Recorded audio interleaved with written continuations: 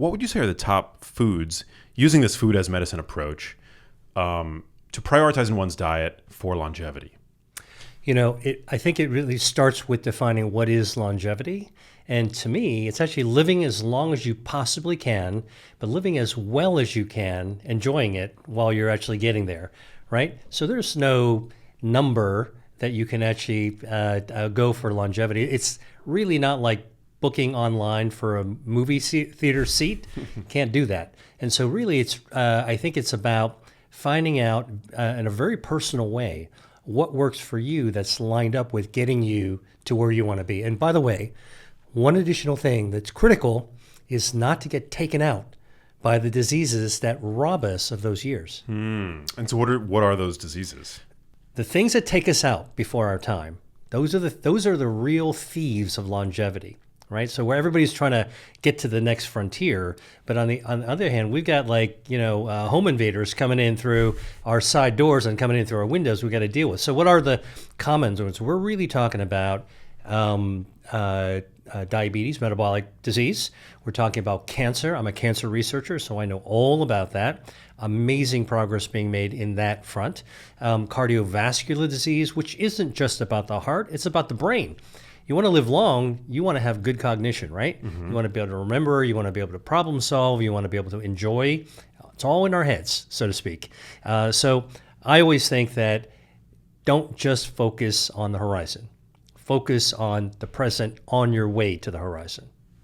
I like that. Okay, so diabetes is a big one. Today, correct me if I'm wrong, but about half the population has some form of it. Maybe even more, because it's really metabolic syndrome. So we're talking about up to 70% or more of the population, depending on what age category you're talking about, have unstable metabolisms. 70%? Yeah. Now, I'm telling you, I wrote about my second book, Eat to Beat Your Diet, that the thing about metabolism that gets so misunderstood, and this is really important for longevity, is that when we are born, all humans come out of the box, all right, with the same metabolic operating system, just like a laptop that comes out of a box. You buy your laptop, I buy my laptop, plug them in, start them up. The operating system is exactly the same. What happens that gives us different directionalities? My metabolism different than your metabolism, or maybe we're more similar than dissimilar, okay, because of what we do to kind of take care of our lives. But let's talk about the general population. Why is it that everyone seems to be going in a different direction, right? My sister's got a fast metabolism and she's skinny as a stick and can eat anything, and I've been struggling my whole, that old saying. It's really because, just like your laptop, the metabolism operating system is designed to work in a particular way, but like in the laptop, if you drop it, overheat it, spill some coffee on it, don't take care of it, download viruses on your operating system, it's not going to be working as fast or as well.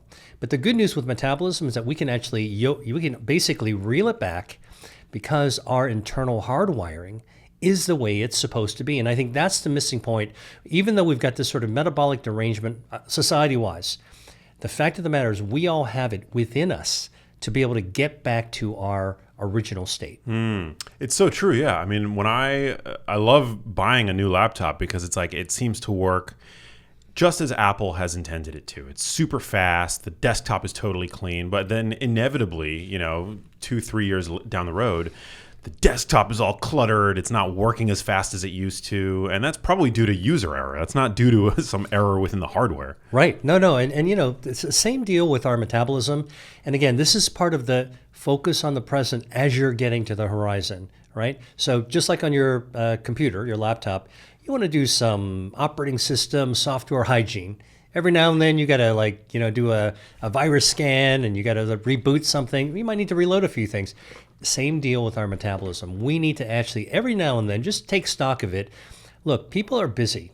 We got, those of us who have busy lives, we got other things to think about than to focus all the time on our health. And this is true, for people who are biohackers and things like that. I mean, look, listen, if you got the time to do it, awesome, more power to you to be able to focus on things. But most people are really busy just with the daily activities of what they're trying to do, okay? What I'm saying for metabolism and getting back to basics, which is what we were talking about before the podcast started, how do we get back to basics? Give yourself some metabolic reset, a little hygiene every now and then, that is one of the first and best steps to get towards longevity. So what does that look like today? I mean, we, as Americans, we've inherited a food environment that's largely ultra-processed. We talk about that a bit on the show. What would you say are the big levers then for most people listening to this, watching this on YouTube, to hit that reset button? I think it's really simple. Number one, we have within arm's reach the ability to actually choose the foods in a grocery store, the fresh foods, to be able to actually have a automatic reset. Just by eating whole fresh foods that you're preparing from scratch, you're already displacing all that ultra-processed, pre-made, synthetic stuff that, we've been drinking that Kool-Aid for, the last 70 years. All right. So that simple thing to do, give yourself some fresh food, make it yourself, take the time to do it. All right. In America, we don't enjoy food. We don't relish food the same way that in other cultures. If you ever take a vacation, you go to Italy, go to France, go to Japan, go to China, go to Vietnam or Thailand. People there really take the time to enjoy their food. And so even if you're so busy, you don't have time to focus on that, every now and then, give yourself the break to do that. That's one. Number two, don't overeat. We also have grown up, I think, accustomed to a life of abundance. If you listen to Peter Diamandis, that's his whole thing, is like we're living in a time of abundance. That's great. Except overconsumption in an era of abundance is metabolically bad. That's like downloading everything you possibly can on your laptop. Every now and then you're going to find out that things are not working so well. So another reset you can do that anybody can do, simple steps. To me, I'm a scientist, a researcher. I'm also a physician. But when I talk to people, I'm like, the things that you can do that can really help are the simple things. So don't overeat. Now, a couple ways to do that. Number one, when you actually are eating, don't go for seconds. No matter how much we're used to doing it, when there's seconds to be had, don't do it. Number two, when you go for firsts, only load up 2/3 of what you might otherwise want to load up. These are little internal controls. Write them down. Take a magic marker, write them down on your hand if you need to. But it's a simple step that anybody can take. Doesn't cost money. Okay, in fact, it saves money. The other thing I would say is, and this is something I do myself as part of my reset, is to skip a meal every now and then. Now, as a medical doctor, when I was training, I had my butt kicked like continuously, being on call and being on duty and all that kind of stuff. So a lot of times I didn't have time to eat breakfast, for example, or even eat lunch. And what you want to do is to make sure that, or to think about it differently. That's okay, because when you take it easy on pounding those calories down, all right. Now, if you're training for a marathon, you're going to need it. All right. Anything that's going to require physical strength, protein, calories, energy, you want to actually load up. But for most of us on a day-to-day level, we don't need to consume as much as we might otherwise want to. So these are three simple kind of reset steps that anybody can take. Doesn't cost money. Takes a little bit of forethought. That's it. And when it comes to the foods that that we are loading up our plates with, satiety has become a big topic of conversation these days, particularly within the obesity and nutrition community. What would you say are some of are the foods that are most valuable in terms of prioritizing for their satiety benefit? Yeah. So you're asking the right question, which is, how do we not overeat? If you feel full, you're less likely to overeat, right? It just doesn't feel good to stuff yourself to the gills. All right, so what are some foods that you can eat that actually make you feel full, and how do you eat them so you can kind of get to that better desired state? Well, first of all, foods that have a lot of dietary fiber, like chickpeas, legumes, lentils, white beans. You ever have like a bean taco? All right, like one bean taco will make you eat less dinner later on. Right, for lunch, it'll make you eat less dinner later on. And that's because beans, with all that dietary fiber, actually have a satiety effect, not only on your gut, but also in your brain. And that's a good thing. And that dietary fiber, by the way, has a fringe benefit, a big one, which is that dietary fiber feeds our gut microbiome. And that gut microbiome turns out to be much more important than we thought for longevity. Okay, and this is an area that I'm super fascinated by, because here we are talking about gut health and anti-inflammation and autoimmune diseases and all the current discussion around gut health. All right, turns out the latest research shows that this is as important in ways that we haven't fully figured out yet for longevity.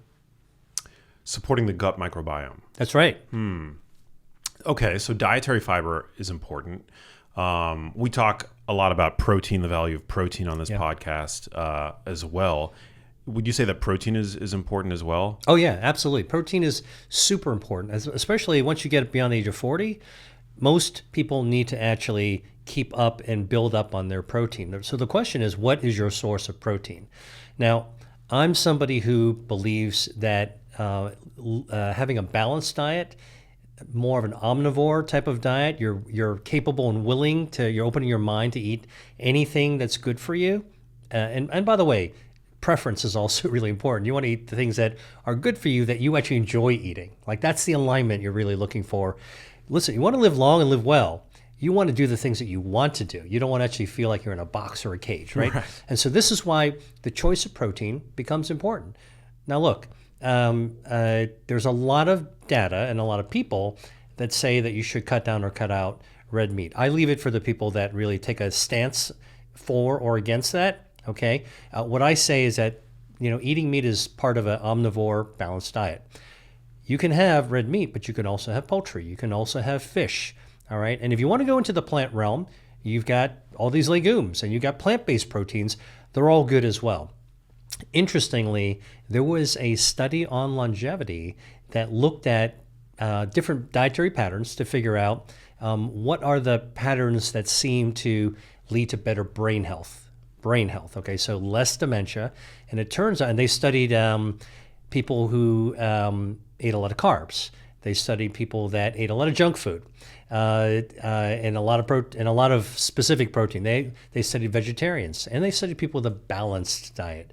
And it turns out the people who wound up having the best cognition, brain health, in the long run were the people that had a balanced diet, better than the vegetarians. Okay, now we don't understand the whole aspect of it, but it just goes to show you, if you take a religious style side about your foods, you might actually be missing out on something that science is still in the process of figuring out. Balanced diet is actually there, and protein is one of those critical macros that we have a lot of choices to actually get from. So that's what I actually think about protein.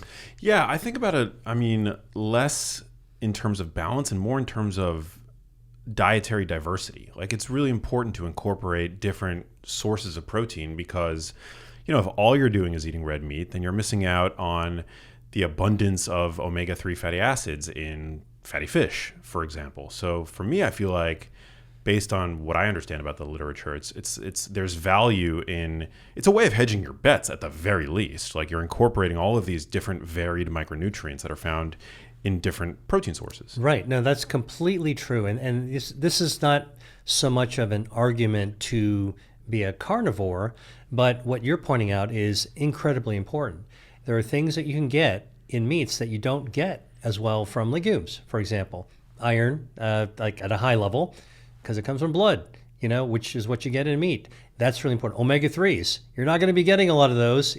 Even in the animals that eat plants, you're not going to get as much as you get in fish, And so I think that, as a researcher, I follow the bouncing ball of where the evidence comes from. And it turns out that while it's absolutely true, eating a primarily plant-based diet is a generally better way to go.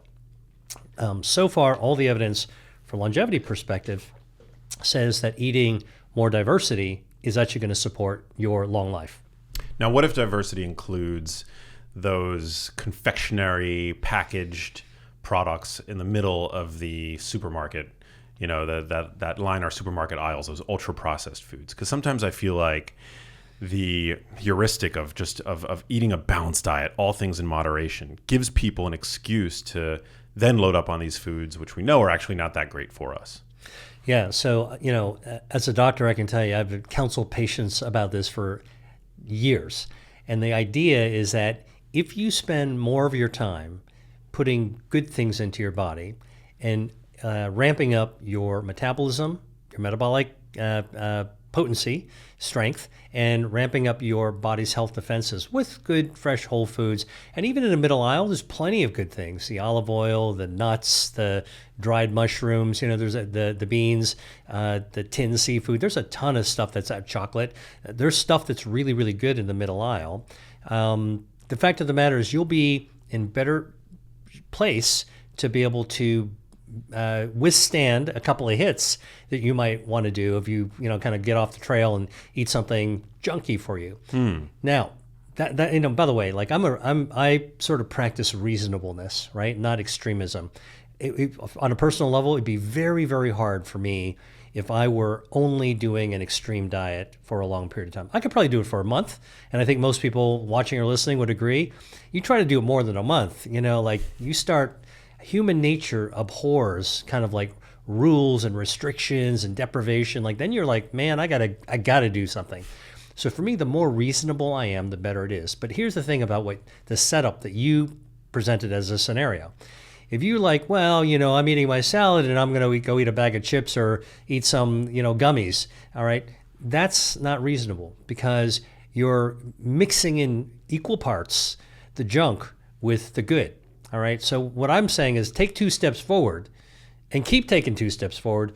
Every now and then you take 1 step back, you're still going to be ahead of where you were. And as long as you kind of keep track of your life and your choices that way, you're going to be in good shape. And, if we're talking about longevity, we want to keep moving forward. That's the key thing.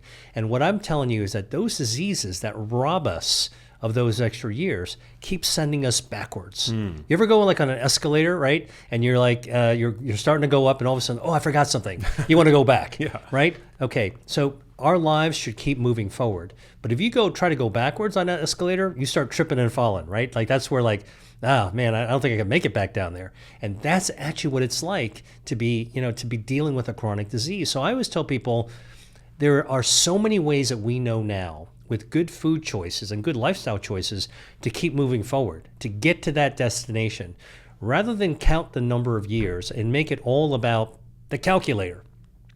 Let's talk about the quality of living at the same time that we're talking about moving forward every day. I love that.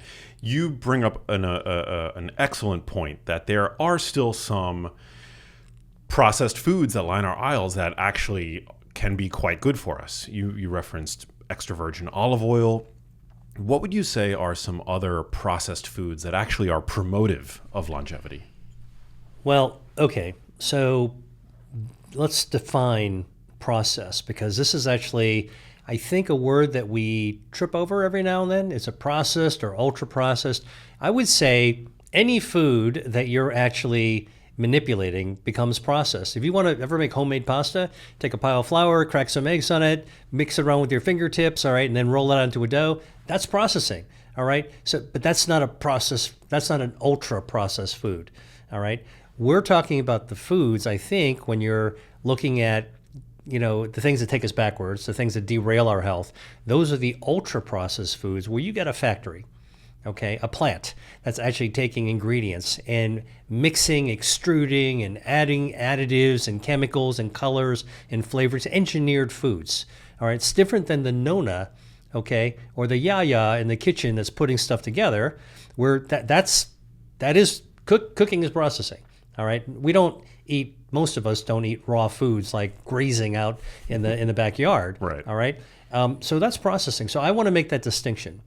When we're using the word, at least on this conversation, processed is okay, ultra processed, generally not okay. I like that. So give me some examples. So what are some, dairy comes to mind. Like sometimes I'll buy, fat-free just because I'd like to reserve those fat calories for other things I'd like to consume. I'll do fat-free, like Greek yogurt, for example. But what are some other examples? I'm so glad you brought yogurt. which is unquestionably healthy. So, there was a guy in the 19th century, late 19th century, 1800s, named Ilya Mechnikov. The dude won a Nobel Prize for his discovery about inflammation in the immune system. All right, so a super smart guy. He was from Ukraine. Did most of his research in Paris. I really believe history teaches us a lot. This guy, back before the 1900s, noticed that Bulgarian monks, the guys with the cloaks and stuff like that, and the smoke sensors, they were living a long time in a healthy way as a community. And so he was wondering, what the heck is going on with this particular group of people? Why were they living so long? This is 1800s, all right? So people were not living long back then. So when you see people with long gray beards and long white hair, it was a real standout, okay?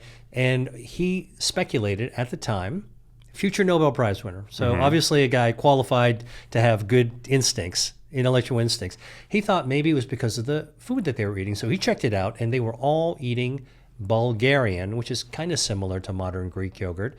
And so he thought maybe there's bacteria, healthy bacteria in the yogurt. Now we understand it as probiotics. It's a probiotic food, a fermented food that was contributing to health.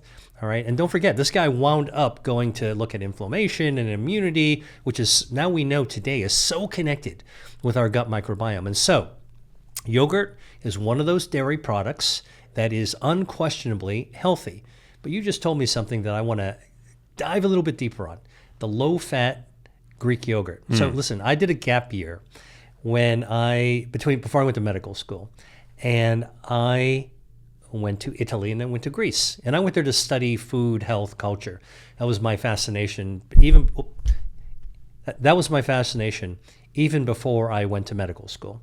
And the first thing when I got to Greece that I noticed is that the amazing quality and regularity with which people ate whole Greek yogurt. All right. And they didn't have high cholesterol. They didn't actually have, these were people that were actually quite healthy, Mediterranean lifestyle. Now, in today's world, I still love Greek yogurt. I went to do some writing and some research in Greece twice this past year, and I had Greek yogurt every single time. Now, when I came back to my home, I went to the grocery store, starved. I really was looking forward to getting some more Greek yogurt. And I had a hard time finding whole Greek yogurt. Almost everything is low fat. So there's a subtlety. Whole Greek yogurt is kind of an ultra-processed food. It's processed, and then it's ultra-processed. The moment you add that kind of layer of blueberry jam or whatever, ultra-sweetened stuff, added sugar stuff, now it's ultra-processed. Right. But even like the simplest whole Greek yogurt, it's processed. How do you go from processed yogurt, whole yogurt, which is good, to ultra-processed? Well, you remove the fat. So the difference between the healthy Greek yogurt that we both love and the one that you said you want to reserve some calories, so you chose the ultra one. You just chose the ultra-processed version of a processed food. Calling me out. All right, I am. Well, listen. A lot of people don't know this because what happens when you remove the fat from yogurt, just like you remove the fat from anything, all right, it starts to become thinned out, right? Like whole fat milk versus low fat milk. Low fat milk is like watery down, all right? You do that to yogurt, the whole thing collapses. It doesn't have the mouthfeel of yogurt. So you know what manufacturers do? They put additives, emulsifiers, to build back that mouthfeel, that thick mouthfeel of rich yogurt. Those emulsifiers, carrageenan, polysorbate 80, et cetera, et cetera, et cetera, those are the additives that we're beginning to realize are not so good for us. And like, for example, carrageenan, which actually originally comes from seaweed, so you'd think it'd be natural. No, they actually they synthesize carrageenan now. Now, what that does, it's been shown recently to cause gut inflammation. Gut inflammation, you get enough gut inflammation, you got leaky gut. That's not, I'm sure, what you were intending to do by saving those calories. And so, again, as they say, the God's in the details. And this is why when we talk about processed foods, ultra processed foods, we just went to go over an example of something that is clearly good for you, yogurt. Okay, even though it's a dairy product, it's an example of a dairy product that's good for you for sure. All right, and it's been historically observed that way. And the difference between the processed healthy type versus the ultra-processed type is a subtlety that is actually hard to even think about unless you know about it. Also hard to study, I would imagine, from a epidemiologic standpoint. But yeah, my reasoning is, I mean, I know that whole fat dairy is better for you generally because of the micronutrients and whatnot. And it's less processed than its fat-free counterparts. We had an expert on the show recently talking about the benefits, for example, of just one of the nutrients found in full-fat dairy, pentadecanoic acid, C15. Mm-hmm. And I recognize that you're skimming that off when you get rid of the fat in dairy. But for me, there's also a choice that I'm making because, you know, the protein to calorie ratio for me in fat-free Greek yogurt is just, there's almost no beating it. So I try to do the best that I can. Like I'll buy Faye, I think is how you pronounce it, yogurt, which doesn't seem to have any of those additives. But I completely recognize that whole fat dairy is the way to go. So this is the value, and I really emphasize this to everybody I talk to, of just checking the ingredients, right? So you just said that, you know, like doesn't have the additives because you check the ingredient label, right? So this is where we are now as consumers, I think in America, getting wise to the fact that the information has been hidden in plain sight. All you got to do is pick up the package and check the ingredients. Now, I will tell you, I think we could have more transparency because things that's like natural flavors, all right, I want to know what that is, right? And so we can always do more, and I think we should, but at a basic level, and again, you know, I'm a pragmatist, go buy something healthy for you, you know it's going to be healthy.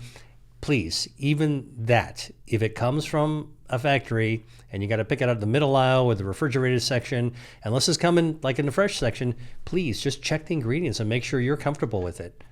Simple. How would you recommend people assess ingredients lists? You know, it's hard. I think that's an area that we can all continuously learn better. Couple of rules of thumb. When you read a list of ingredients, at least in America, the ingredients that are most present, meaning the highest amount, are listed first. And ingredients that are in lesser amounts are listed less, right? So it's sort of like the most at the beginning, less at the end. So what I tell people is that if you see sugar at the very beginning, cane sugar, you know, all that kind of stuff, refined sugar, that's probably telling you this is an added sugar product, ultra processed, probably not good for you, definitely not good for you. Think about that metabolism, think about, you know, that escalator you're trying to just keep moving forward. That's not going to be a product that is good to regularly consume. So that's one rule of thumb is sort of, I think sugar, the sneakiness of added sugar is one of the things that we don't pay attention enough to. At least we haven't historically, now we are, and I'm emphasizing it again. Second thing is really the number of ingredients, because the more the ultra processed foods are, the more ingredients they're going to have. And by the way, if you were an inventor and you wanted to, you know, be in your mad scientist lab cooking up the tastiest snack or soup or whatever or soft drink you can have, you're going to be throwing a lot of ingredients in there in order to make it just right.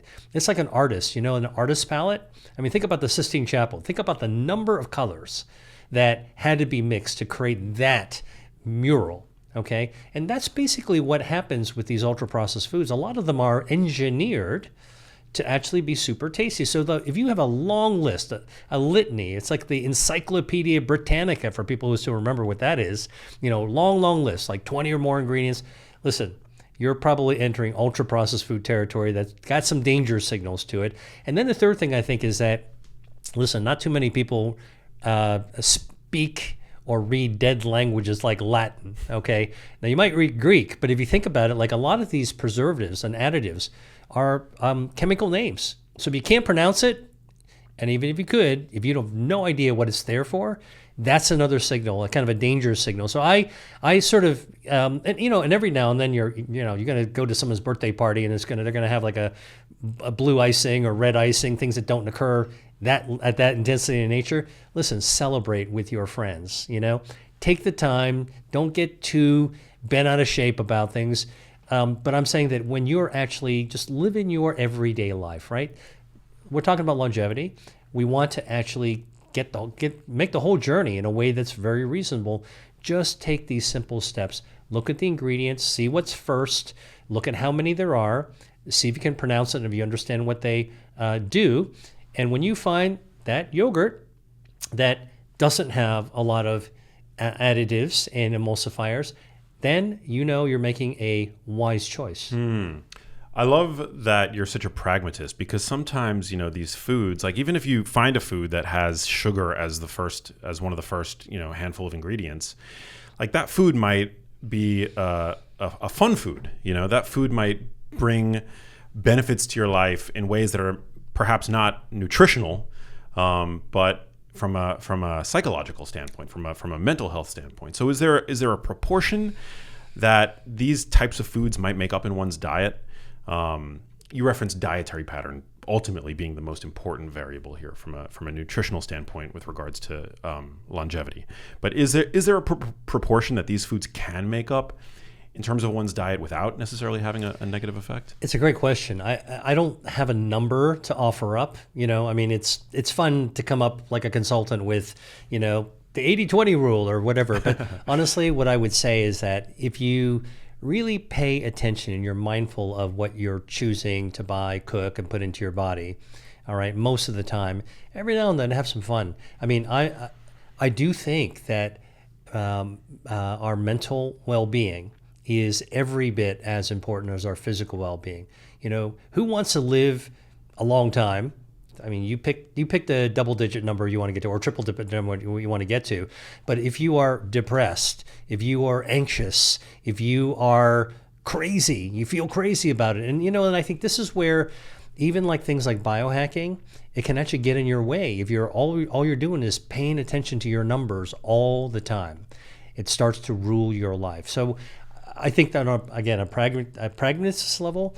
Know thyself, right? That's like one of the first principles of mental well-being. Get to know yourself. Get to know what's important to you. We're so kind of like distracted all the time. We don't spend enough of self-time. When self-care, a lot of that, I think it starts really with understanding yourself. So, one of the books I wrote about, audit your diet.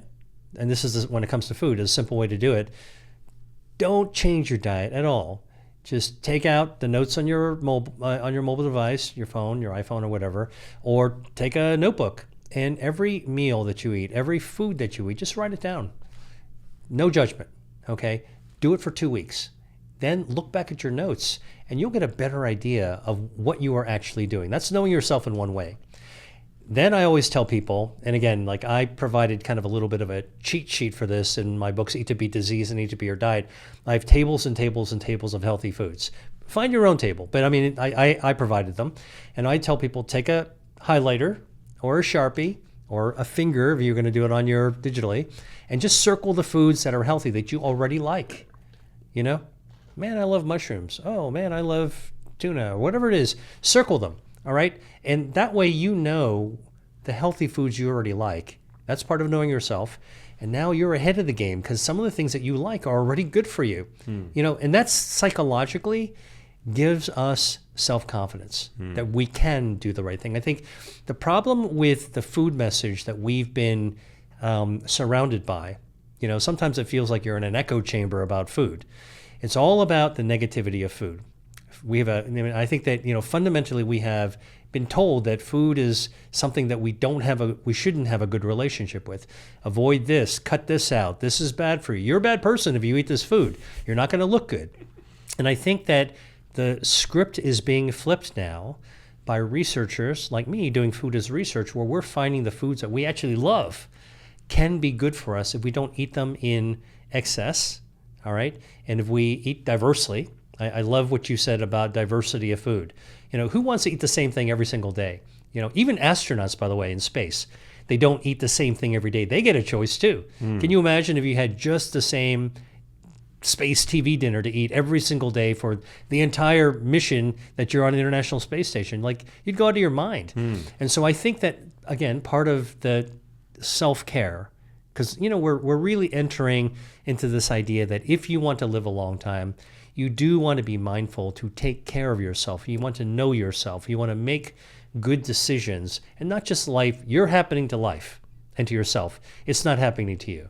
Amen. I couldn't agree more. Well, let's get into some of these healthy foods, because I know we're kind of kindred spirits in the sense that, I love doing deep dives into specific foods and the benefits that they might potentially implement to me, whether we're talking green tea or natto. I know we've had conversations in the past about natto, but what are some of these maybe more unconventional health foods that people ought to consider adopting into their diets? Well, this is sort of tied to a little bit of the deep dive of food as medicine, right? Because think about it. You walk to the farmer's market or the grocery store. Let's use the produce section for a second. And it's colorful. You know that it's plant-based. It's got to be healthy for you. But that doesn't actually give you the details. And so what are some of the surprises? Well, something that surprised me is that if you have strawberries taste great when they're in season, right? Strawberries have some sugar in it, but the plant-based sugar are okay to have because they're balanced by all these bioactives and dietary fiber, all right? And these are berries in general, but strawberries in particular. Strawberries have ellagic acid, which is what makes strawberries tart, and they also have anthocyanins, which give them their beautiful color. Now, I'm kind of like a strawberry aficionado because I will only eat strawberries that smell really great and that taste really great, because I think it's a wasted effort to actually eat a mealy, bland strawberry.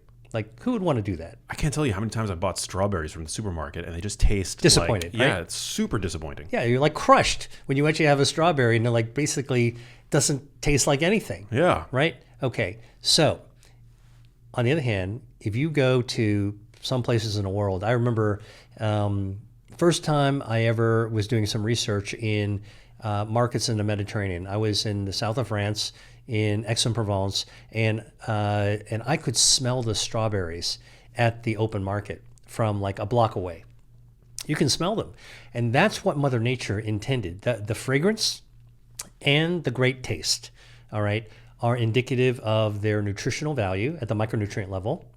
The bioactives, the ellagic acid, the anthocyanins, things that give them flavor and color, those are part of the plant's health defense systems. All right, they defend the plant. I don't know if we talked about this before, but basically research has actually shown in strawberries as a kind of like as an emblem of what's happening with the rest of our freshly grown plants, is that if you grow strawberry in their most natural state, like organic, not artificial pesticides, what happens is that they're filled with flavor because the bioactives like ellagic acid and anthocyanins are actually health defenses for the plant. They protect the plant against injury. How does the strawberry get injured, right? It's not crossing the street, getting hit by a bus. Strawberries get injured, quote, injured, by growing in a natural environment with bugs that nibble on their leaves and their stems. That's very natural. So botanists, okay, not nutritionists, but botanists have discovered that when you grow strawberries in a natural organic state, all right, you got more swarms of natural things and critters in the environment that are nibbling on the leaves and the stems, and the strawberry plant has to heal itself. How does it do that? It creates more bioactives, deposits it in the berry.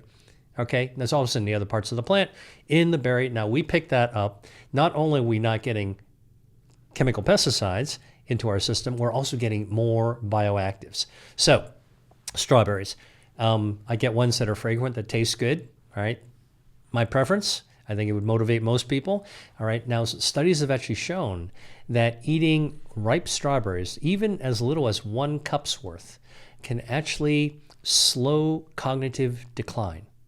Slow cognitive decline with 1 cup of strawberries. That's attainable by anybody. All right. Now, finding the good ones. All right. That to me is always like the challenge. All right. That's the treasure hunt. All right. But if you can find them, if you found your supplier of fresh ripe strawberries, okay. And by the way, a little trick that people don't think about is that strawberries are a summer berry, summer produce, but the winter you can get organic strawberries in the frozen section.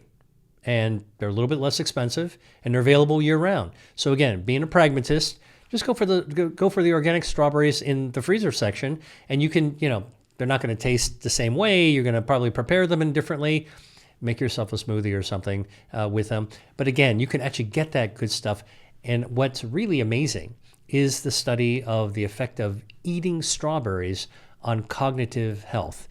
Now, this isn't reversing cognitive decline. We're not talking you like turning you into like joining into Mensa. You're not becoming a genius by eating strawberries, but you're slowing that decline that occurs over aging, right? So again, aging is life's journey.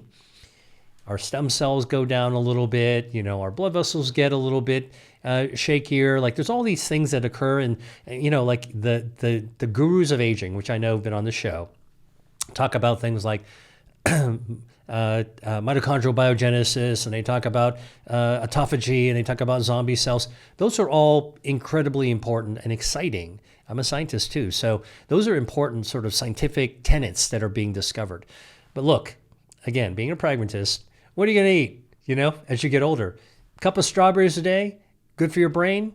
That's not a bad prescription. Yeah, it's not bad. And the fact that you can buy them frozen, which is a super economical way to accomplish that. So a cup of strawberries a day, I mean, that's something that's a low bar. Not a couple of strawberries, a cup worth. A cup. Yeah, a cup. Okay.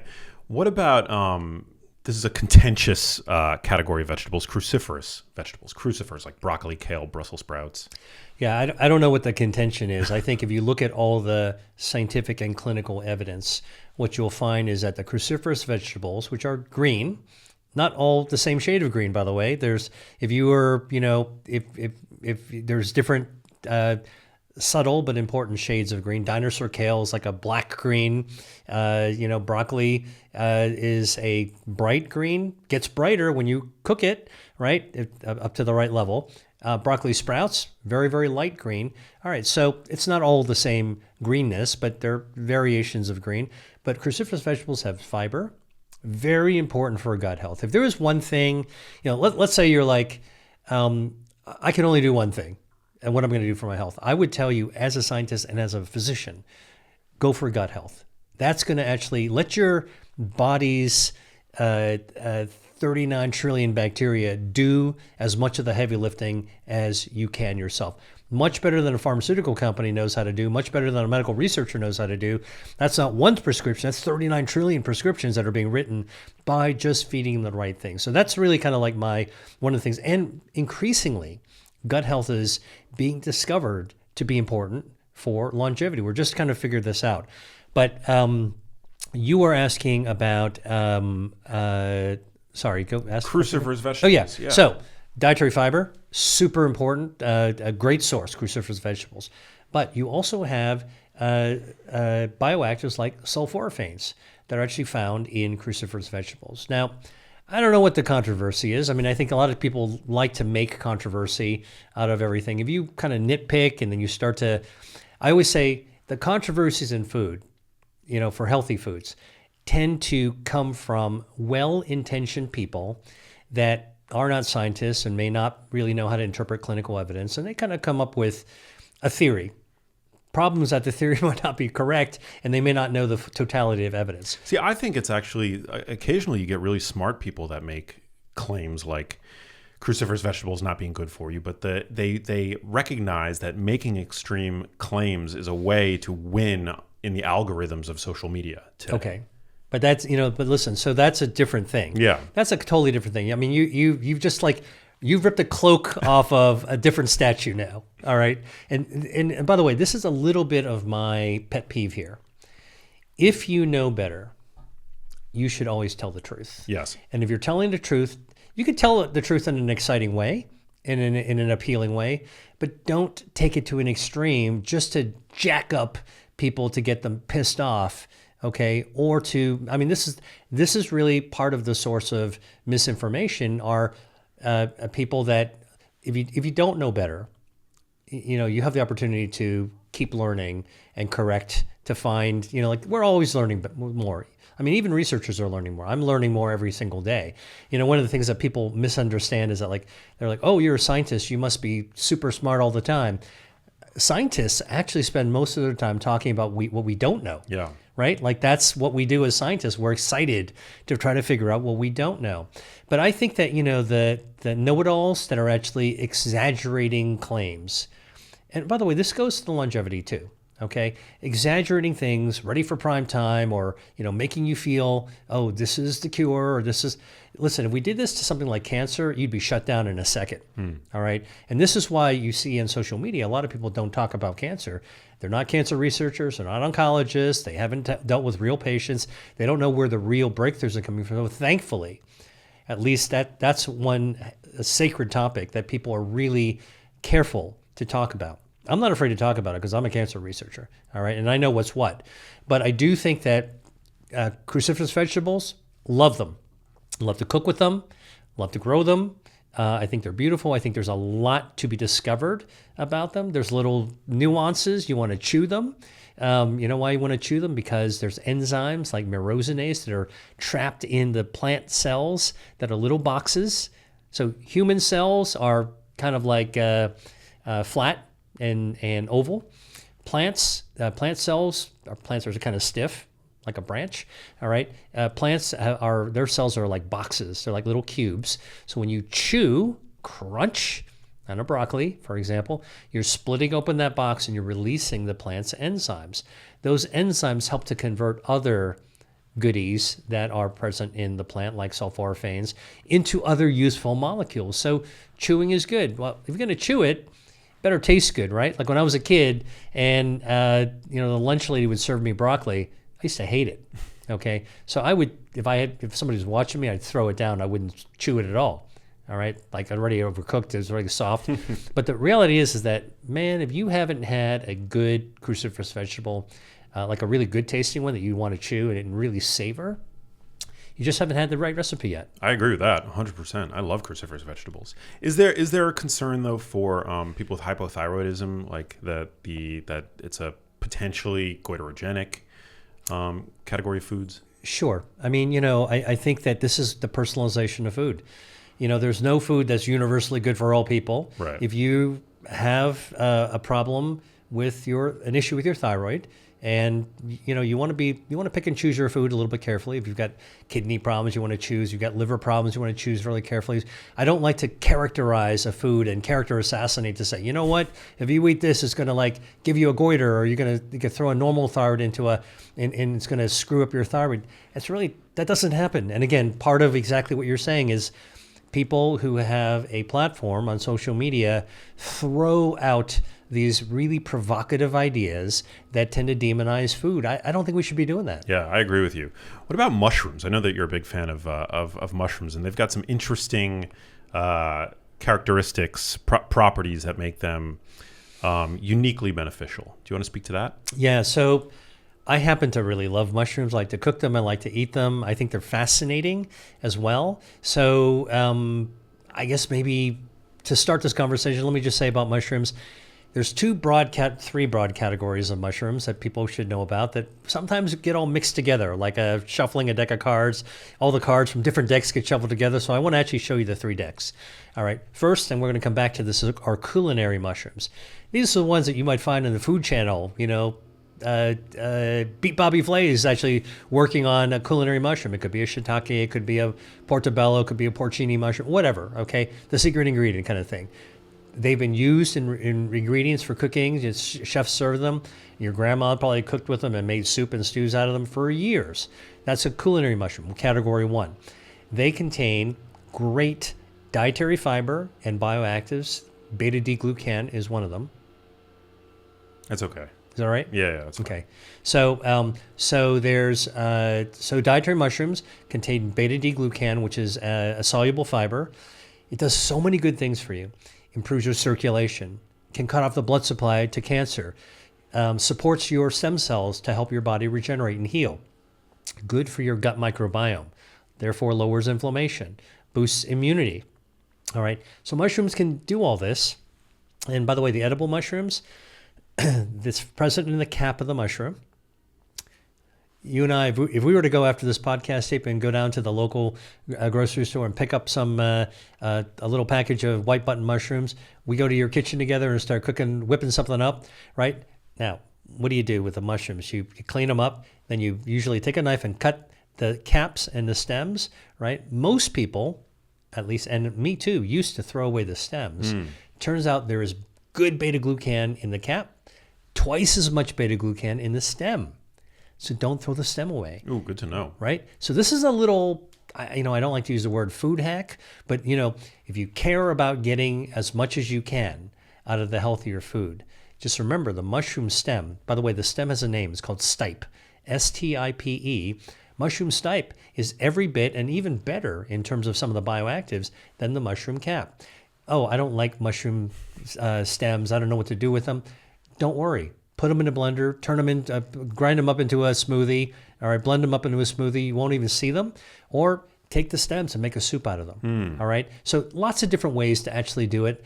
Because I like to cook, I always tell people, like, whatever objection you're throwing up to throwing off to basically say, I can't do this, Dr. Lee, I'm like, you know what? Actually, let me tell you, because I like to be in the kitchen. Yeah, you could do something with it. You can make it invisible. Yeah. All right. Okay. So that's culinary mushrooms. All great. I always tell about culinary mushrooms, don't go into the woods to pick them yourself. A lot of the edible mushrooms look like poison mushrooms, and poison mushrooms look like edible mushrooms. So unless you want to make a fatal move by accident, don't pick your own mushrooms. Let somebody who's already figured out how to forage for the mushrooms do it for you. That's category 1. Category 2 are really medicinal mushrooms. All right. Those medicinal mushrooms are the ones that we hear a lot about these days. Chaga mushroom, lion's mane, turkey tail, cordyceps, which isn't actually a mushroom, it's a fungus. All right. And so those are mushrooms that come from thousands of years of traditional healing. Chinese medicine, Ayurvedic medicine, even in Latin America and sort of like tribal medicines, they've actually used these types of mushrooms for years. They didn't eat them for culinary purposes. They saved them for treating illness or supporting health in very particular ways. Okay, you can eat them. All right. I was searching around the internet the other day and I saw, wow, you can actually, here's a recipe for lion's mane. But you know what? Honestly, and again, this is me as a scientist and as a doctor, I would strongly recommend to separate those categories. Leave the medicinal mushrooms for people who know how to use them, when to use them, how to prepare them, what to prepare them with, all right? And enjoy the culinary mushrooms because those are the ones that are safe to eat. I don't think we know enough about the medicinal mushrooms to know can you overdose on them? Are there ways that you can extract the healthful properties even more that's not just with cooking a dish?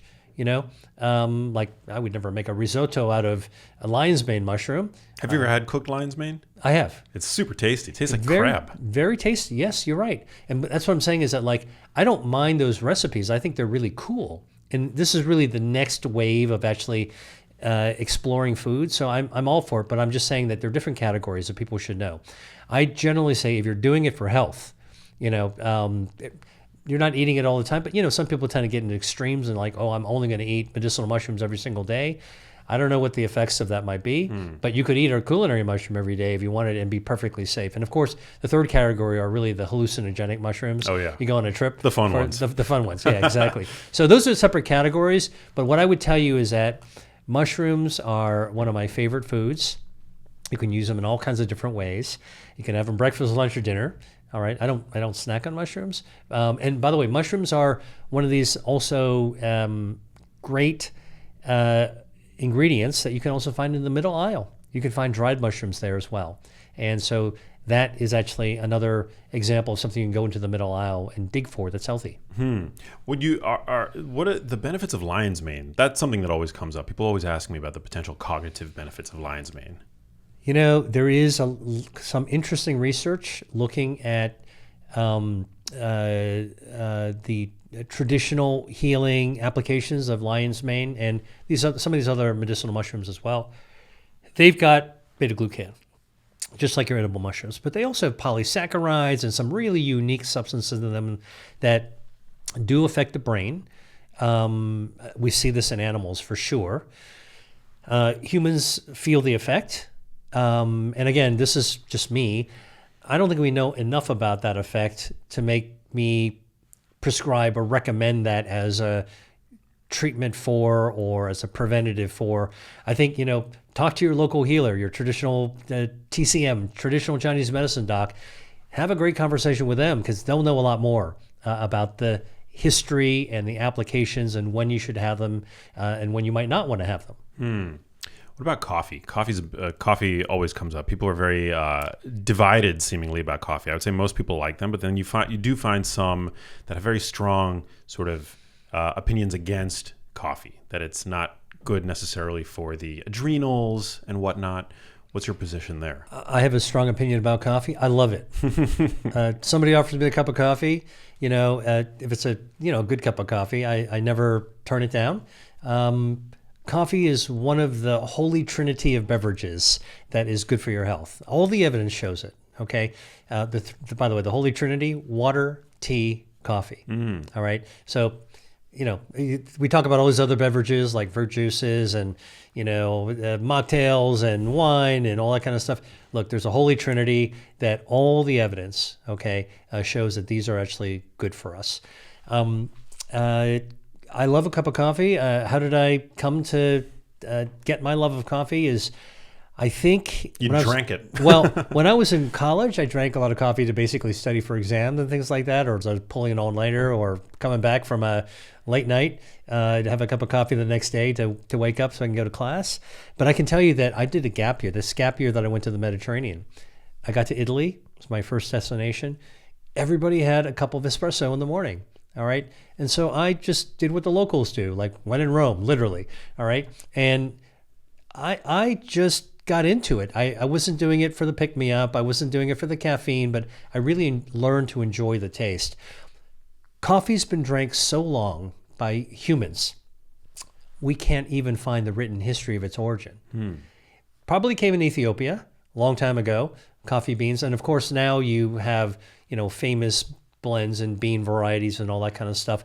Here's what I would tell you about coffee. We do know that coffee has a lot of natural bioactives from the bean. One of them is chlorogenic acid. I've done a lot of study on that. Chlorogenic acid lowers inflammation, for sure. Okay? You can start your morning with an anti-inflammatory beverage. It doesn't contribute calories if you don't add sugar or dairy to it or other milk. Great. Now you've actually done something good for yourself straight up. It does have caffeine. Some people are sensitive to caffeine.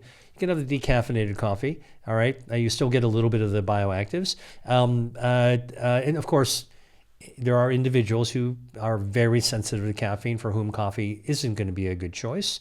Maybe not even tea. All right. But we're not talking, this is where you're talking about those people on social media who they want to pick a battle and they go out and they're like, oh, it's bad for the adrenal. Maybe for somebody it's bad for the adrenals, but for most people, my adrenals working just fine. I've drank a heck of a lot of coffee in my time.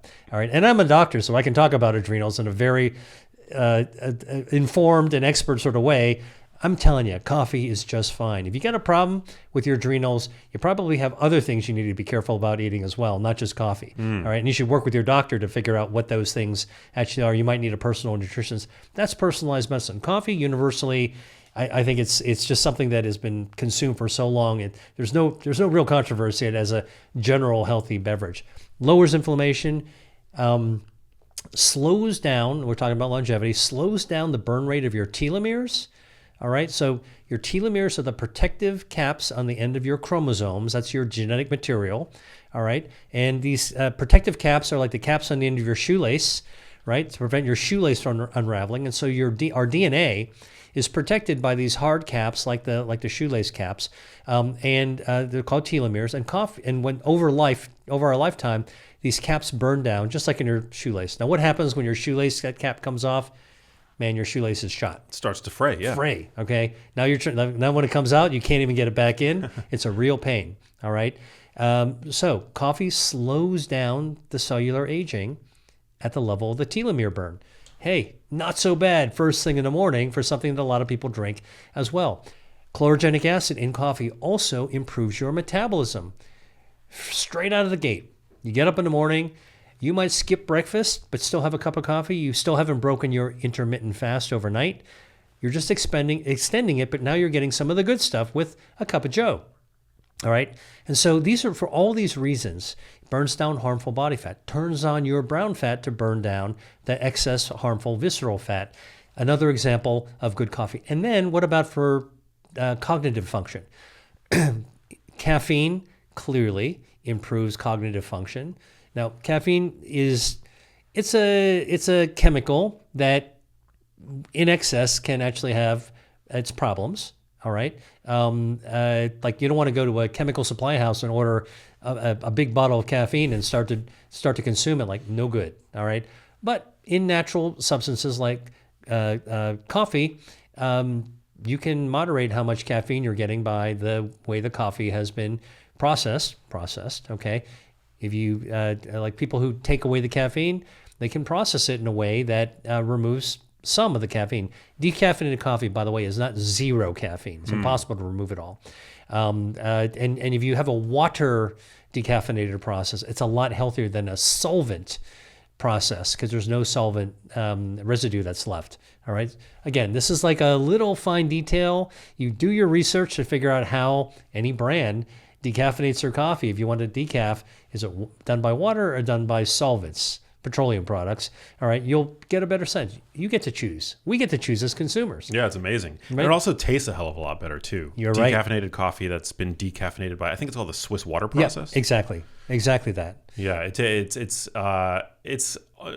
essentially, I would say it's almost as satisfying as a natural cup of caffeinated coffee because of the taste profile. It hasn't been changed. The taste profile hasn't been changed with the presence of solvents, which are also, by the way, those solvents are so powerful, they're also going to leach away some of the other bioactives that you actually want. So water decaffeination is a kinder, gentler way, preserves the flavor, also preserves the polyphenols in coffee. So the chlorogenic acid in coffee, good for your brain health. The caffeine, also good for performance, like sharpness, cognition, problem solving, attention span. Those are all good. Now, coffee is a great way of getting caffeine, much better than your energy drinks. Yeah. Okay, I mean, look, I believe in free enterprise. So in a free world, people can make anything they want, right? But that's what we're talking about. We're talking about, on this podcast, how do we make good choices that are practical, that are smart, that are just informed? They're not difficult to do. What would you say are the best non-caloric sweeteners to use at this juncture? I mean, there's a lot of, every couple of months you'll see something new come out about a certain, a different sugar alcohol like erythritol or xylitol. Some people are concerned that stevia has potentially endocrine disrupting properties. It's like almost whiplash trying to decide what the best non-caloric sweetener is if you choose to avoid sugar. I'm so glad earlier in this podcast you brought up this idea of, controversial points of view being highlighted, particularly on podcasts or on social media. I don't think enough is known about which is the best non-caloric sweetener. I would say, honestly, if you wanted to sweeten something but avoid as many calories as you would by taking cane sugar, try honey or try maple syrup or try monk fruit is super sweet. Stevia is actually okay as far as I've seen all the data so far, as long as it's pure stevia. The problem with stevia, again, read the ingredients, because although the package might say stevia on it, when you read the ingredients, it's got other erythritol and xylitol and stuff, saccharin mixed into it. Stevia is pretty expensive. So if you want, if you're trying to save a few bucks and you want your stevia, you buy the El Cheapo one, you might actually get other additives that are in there. And this is the theme that we're talking about. Like for ultra-processed foods, it's the stuff that's added in that we don't, it's hidden in plain sight. It's just right there. Just look for it, okay? By the way, it's kind of like you're going to go buy some clothing, right? You're going to buy a T-shirt. You want an all-cotton T-shirt or you want a polyester one? Right? You want ones that it's going to breathe. It's going to wick up your sweat. Like, you're going to look for the material, and that's really what checking the ingredients is. Like, if you look at the label for your clothes to see what it's made out of, because you're not sure, same deal. Like, look at your ingredient label. But I would say what is starting to emerge, the story of non-caloric sweeteners, is that many of them, xylitol, erythritol, saccharin, they actually harm the gut microbiome. They seem to disrupt the colonies of healthy gut bacteria. And that's disturbing to me because we're we don't understand everything about the gut microbiome. It's just like the emulsifiers we were talking about earlier, causes intestinal disruption and leaky gut. I don't know. Maybe I don't want that. It's a choice. If we don't know enough yet, and hopefully this is really where we're headed as a society, where we're not sure. And Europe is actually much better than this in the United States. Where we're not sure, better not. Okay, let's be sure that the things that we're making available to people have some safety. So I hope that's really going to be the emphasis. That's the precautionary principle. Yeah. Yeah, we've talked about that a bit on the show recently because it's become more dominant in the public zeitgeist, the fact that Europe does tend to take this more precautionary approach, where here in the United States we take a more risk management approach. Where in Europe something is deemed guilty until proven innocent. Here, that same compound is often considered innocent until proven, innocent until proven guilty. It's guilty until proven innocent in Europe. Well, listen, I come at this personally as a medical doctor, which is, when we do the oath to Hippocrates at the very end before we graduate and get our degree, like the principle that we are, it's burned into our heads is first do no harm. Okay. And so if you're not sure that it might not be good for you, hey, you know what? Let's just stay away from that. There's a better choice. And I think the other thing about Europe and Asia and many other places is, there's a real premium placed on quality of food. I think we were there once in America a long time ago. Quality food was really important to us. And I think what happened is that post-World War II, with the Industrial Revolution and the food industry really exploded, all kinds of incredible things happened from an innovation perspective that just made products inexpensive, widely available, shelf stable, okay, and really engineered to kind of get your brain to kind of like focus on it and to crave it, right? Now, again, free enterprise model of a society, cool. We should have that kind of stuff. Nobody should be stopped from doing it, but it's about choices, there's a lot of blame that sometimes people go to the food industry.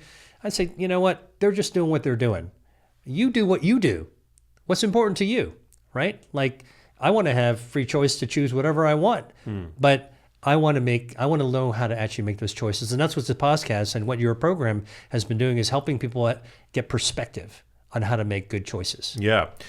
Speaking of which, we've had a number of perspectives on the show, specifically with regards to longevity, that really seems to be placing more of an emphasis these days on muscular strength, muscle health. Are you aligned with that perspective? Or, because we've talked a bit about the gut microbiome, but there seems to be, this growing cadre of experts, scientists, medical doctors who are putting, I would say placing more of an emphasis now on, for the first time, arguably, on muscular strength, muscle health. Are you aligned there, or do you have a more divergent viewpoint? That's a great question. I'm aligned with the idea that muscle strength, muscle maintenance, and even muscle growth, like kind of cultivating your muscle, tending to the garden of your muscle, which is built on your skeleton, which is connected to your joints, which is very important. All of that is part of the chassis of our body, is really important for healthy aging. Look, so I'm agreeing with that. Okay, I think that the perspectives should be broad and not just oriented to one angle of muscle health, and you got to do high intensity training if you want to actually live a long time. I mean, those are some of the myths about longevity, is that if you just do one hack, you're going to make it the whole way. Look, we're learning about how to do this. And I think clearly muscle health, muscle strength, muscle maintenance is all really important. And if you want to look at the flip side, sarcopenia is the term that doctors use to describe the loss of muscle mass. All you got to do is to think in your mind about, maybe your grandparents, or, if you're lucky enough to have great grandparents, or look in a nursing home, or if you've ever been in a hospital with old people, older people there, geriatric unit. I mean, there's a lot of people with like the skin and bones. All right. That is a great example of sarcopenia. Cancer patients lose muscle mass. They lost weight. It's not just body fat. It's also muscle mass. Without muscle mass, you're losing a lot of stuff. You know what? our blood vessels, our circulation course through our muscles, and they bring all the molecules that our muscle, they contribute to growing the muscle and maintaining the muscle, but they also take good stuff from the muscle, including things that are healthy for our brain. So, a newer area of muscle biology that I get really excited by are these hope molecules. Have you heard of these? No. Okay, so in biology, we've known that there are myokines. These are cytokines made by muscles. If you actually work out, you're going to be releasing a lot of myokines as your muscle is damaged and then has to regenerate, and then you're building up your biceps or your core strength. Like that's basic, weight training, fitness logic, right? But what's really interesting, there are a subset of myokines that have been discovered, and they've been coined hope molecules because you know what they do? They don't just cause inflammation and repair and all that kind of stuff. They go into our brain and they give us optimism. Wow. Amazing, right? So cool. Which is why when you actually work out, when you regularly work out and exercise, by the way, it's not just going to the gym and having a trainer. You don't have to be super wealthy. If you go out to actually just walk around the block every single day, okay, after dinner or something like that, regular physical exercise, but especially if you actually have an exercise program, you are releasing hope molecules, myokines is the scientific word, that influences brain health as well and influences your attitude, your mindset. And think about it. If you're going to make that whole journey for longevity, you want to have a good mindset. Most people who are centenarians, this is this optimistic group of people who make it to 100 and above. By the way, do you know how many centenarians there are in the world today? How many? Take a guess. How many think people make it to that goal of 100 or more? I would say very few today. You would think. The number is that as of 2024, into 2024, it's been estimated there are 722,000 centenarians. Can you imagine? So living to 100 is not impossible. Yeah. It's not a rare thing. People are doing it regularly, okay? And how are they doing it? They're not biohacking. Not everyone has a continuous glucose monitor. Not everybody is actually, getting transfusion from young people or doing all these crazy things that, we see, popularized in the longevity space. What are they actually doing? They are regularly exercising. They have physical activity. They are socializing as well. Hey, you're not going to socialize when you're in a bad mood. Hope molecule, optimism, you want to hang out with your buds. Yeah. Right? Okay. So this is all part of this continuum of making this journey along the way. And exercise and hope molecules is a very important part of muscle. So that's why I think with this kind of research discovery that's emerging, why muscle maintenance and muscle building cultivation is something that's important as we age. Is there a specific form of exercise modality that is, I guess, more effective at expressing these molecules? We don't really know that yet because this is a relatively recent discovery that's actually entered the more popular scientific domain. It would be great to know that, and actually it would be good to know if eating certain foods, for example, actually can amplify that release, or maybe keeping them around in your bloodstream a lot better, or who knows? I mean, in this supplement friendly world, I mean, maybe people want to make a myokine supplement or something that helps to induce more myokine. Like, you don't need to be on a SSRI, a Prozac. Maybe you need to just exercise more. And by the way, this is actually a good counter to depression, right? Not end stage clinical depression, where you need to, be an inpatient. But I'm saying that most people know that when you exercise, you actually feel better. Oh, 100%. I'm a different person leaving the gym than I am walking into it. What exercise does for my mental health, it's just uncanny. Well, this has all been super interesting, super informative. I always love getting to touch base with you because every time we do, you bring a new breadth of knowledge to the plate because you're constantly in the weeds researching and on the campaign really for this notion of food as medicine, which I think for the first time is really getting the attention that it deserves. Yeah, and what my own perspective on food as medicine for longevity is that we don't need to go to the extremes to be able to actually achieve what we all want to achieve, which is to live long and live well. We can make simple decisions every single day that increasingly is supported by science that puts us in a better mood, gives us better cardiovascular and metabolic health, keeps us, our skeleton and our frame in good shape so we can physically do the things that we want to do. To me, that's my approach to longevity, is how do we get to where we want to be as the people that we want to live to be. We want to be able to enjoy our lives as we lengthen our life. Yeah, couldn't agree more. Focus on the dietary fiber, also protein. We want to take care of our musculature as we get older, and then consider integrating some of these powerful foods that we talked about. The cruciferous vegetables, strawberries, berries in general. I mean, I just bought a bunch of not wild, organic blackberries, which I don't often buy, but in the name of dietary diversity, and I think it's worthwhile integrating foods that are trying new things.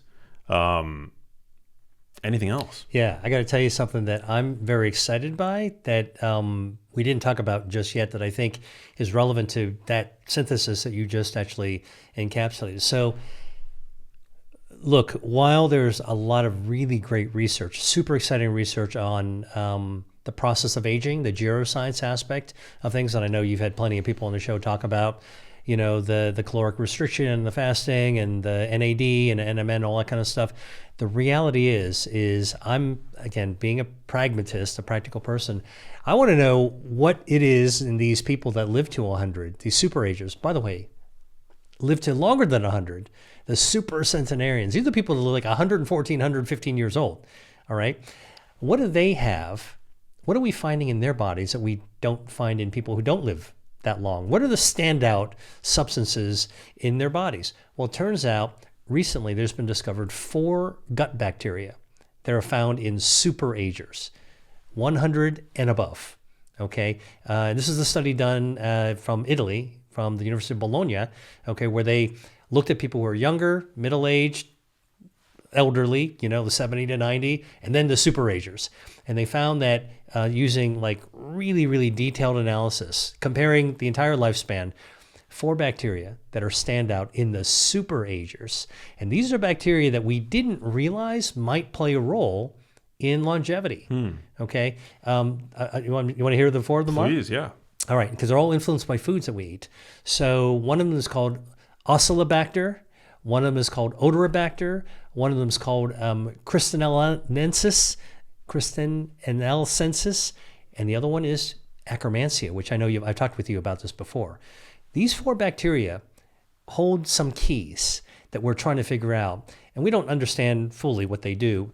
Most of them control metabolism. Most of them control cardiovascular health. Some of them control immunity, all the things that you would need to actually get there, wherever there is for you, okay? But the amazing thing is that you can grow these bacteria by eating things like beans, by eating things like pomegranate, by eating things like foods with resistant starches, day-old rice, for example, plantains, green bananas, for example. They all help to grow these individual bacteria. So what I'm telling you is that if you look at the other side of the equation of the fruit fly, the roundworm, the mouse, the aging mouse, okay, and you look at just old people, like super old people, like, man, if I could be like that, because they're also healthy. That's the thing. What are we discovering in those people? That's kind of like where I'm going with my research now. How do you actually get there and enjoy your life along the way? Chili peppers. Oh, you were just talking about blackberries. Yeah. Right? Okay. Here's one. A new food that I discovered can grow Akkermansia, one of those bacteria that is found in super agers in high amounts. It's also a bacteria that helps your body fight cancer by boosting your immune system. If you're a cancer patient on immunotherapy, the research has shown that you want to have Akkermansia, this one bacteria that also helps you get to be an old age, in your body, in your poop, all right, in your gut microbiome, and you can grow that. I mean, you can take probiotics, but you can grow that with pomegranates, dried cranberries, Concord grape, Chinese black vinegar, and the latest one, this is my addition to your try something new, black raspberries. Ever heard of that? No, black raspberries. Black raspberries. A raspberry is actually a pretty potent berry, okay? Black raspberries are chock full of anthocyanins, okay? And they taste really great. You can buy like the powdered version of it, all that kind of stuff that has been tested for this polyphenol level, but that actually also grows Akkermansia. One last thing, all right? Akkermansia, what is it? Well, it's a relatively new bacteria. It was only discovered in the 1990s. It's not like, going back to Alexander Fleming, for penicillin or even before that. All right. This is from a science perspective, it's a relatively newly discovered organism that's so important in our body. Like we just didn't even know it was important. What else don't we know about it? Within the last year, Akkermansia, which is a bacteria, there's been a property discovered about part of Akkermansia. So, a bacteria is like any other organism. It's got an outside, it's got an inside. Bacteria have shells, okay? So think about like a beetle. A beetle's got a shell on it. Akkermansia's got a shell on it. And one part of that shell has been given a name called P, as in Peter, 9. You know what P9 does? P9 causes your body to release its own GLP-1. Interesting, right? Yeah. So think about that. And GLP-1 does a lot of healthy things besides cause you to lose weight. And that's another area that I'm working on right now. But so again, put the picture together. Our gut, really important, does all these functions that help boost our everyday health, but might actually help us get that journey towards longevity. We're discovering new properties of even recent bacteria that we're discovering. And guess what? There are foods that we can eat, including the ones that are discovered that are important for you. It's so cool. Well, I wonder, it begs the question, is it the bacteria themselves that are responsible for these, that are responsible for the successful aging that we see in these centenarians and super centenarians, or is it the postbiotics that they produce? I mean, we work with a company, and we've had the chief scientific medical advisor on of Timeline Nutrition, and they've purified urolithin A, which is produced in certain, by certain bacteria when we consume pomegranate among other foods, which has been shown to stimulate mitophagy, which is like the cleaning up of old damaged mitochondria. So let's be really specific about this, because you got me on, okay? In the lab, it's been shown to increase mitochondria. That's cool, because that's the proof of concept we're looking for. In humans, that the urolithin A shows VO2 max increases. So that's actually an indirect measure of actually how much energy you're actually producing in the body as well. So that's a correlative. But like many of these anti-aging, molecular and cellular pathway activating stuff that's out there, you sort of have to be able to put the picture together. I love it when there's a theory and you can show it in the lab, and then you measure it in people, and you see some direct or indirect correlation that it's actually working. To me, everything we talked about today, like that's how I put together the total package. Before you talk about something, most people are not scientists, so it's easy to make people believe that something in the lab is ready for prime time. For me, it's always about, can I tell you a complete story or a more complete story than just what we do in the lab? Because I have so many stories I could tell you from lab, things that we've done. We've cured cancer in mice time and time and again. It ain't easy to do in people, right? So that's my street cred in being able to help interpret this very exciting science in aging and longevity, the geroscience and the progress we're making. What are the things that are actually working? Urolithin A happens to be one of those things that actually has some human evidence. Yeah, it's super exciting. Do you have any thoughts on acai? Speaking of berries, I've been consuming a lot of acai lately. Okay, acai was once one of these, quote, superfoods that are out there, and I sort of try to stay away from using that term superfood. Listen, it's kind of like a jungle berry. It's super, super high in vitamin C, which is really great. And by the way, vitamin C deficiency has been found in population studies to be a common denominator of sarcopenia. So people who aren't able to mount that muscle mass, you lose your hope molecules, all right? Lose your optimism, but also lose your frame, compromise your joints, make you give you less mobility. Vitamin C is key. So acai is a standout when it actually comes to giving your body a good dose of vitamin C. And it's got other bioactives, and it's got dietary fiber, and it's got all these other kinds of things. So I think that's a great thing to add to your diet. Yeah, it's apparently super high in anthocyanins, the same pigment that give blueberries and this black raspberry its color. Exactly. And so again, another good reason actually to endorse the if you have an affinity for that, that's great. Nothing magical about it, but I've been enjoying it. There's a place in LA called Acai Por Favor. It makes some of the best acai bowls I've ever had, and very low in sugar, as far as I know. I could be wrong, but doesn't taste very sweet. And then I was in Vegas recently for the past for like a 10-day span, and they've got some pretty good acai out there. So I've been just indulging a bit, but I'm happy to know that it's actually doing some good stuff for me. Oh yeah. No, I mean, look, all these rediscovered fruits.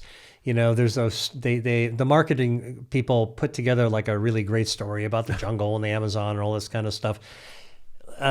This is, I think, the wisdom of humanity. Like over thousands of years, we've kind of naturally gravitated towards even the dietary patterns, Mediterranean diet, the Asian diet, the blue zones. Hey, these people are not doing anything new.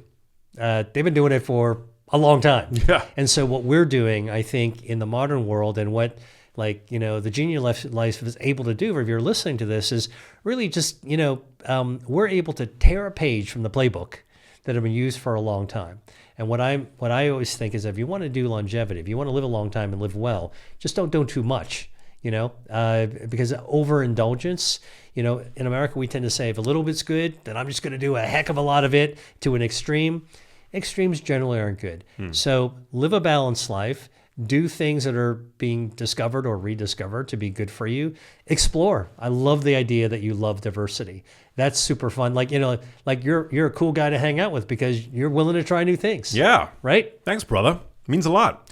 Well, remind our listeners, our viewers, how they can connect with you on social media and support your work, pick up your books, etc. Yeah, well, look, my handle is at Dr. Dr. William Li. If you want to see the content I'm putting out like hand over fist, check out my YouTube channel, subscribe, and hit like, of course. But this is something that, I get asked questions all the time. Like every time I come into a podcast, people will bombard me later after they hear it with new questions that came up. I read those questions and then I translate them into what I'm putting out on YouTube. I'm also on TikTok and Instagram, but I'm really using YouTube as a way of actually getting that information out that people are interested in. Very valuable. Well, thanks for your time. Thanks for coming out. Hey, if you liked that video, you need to check out this one here, and I'll see you there.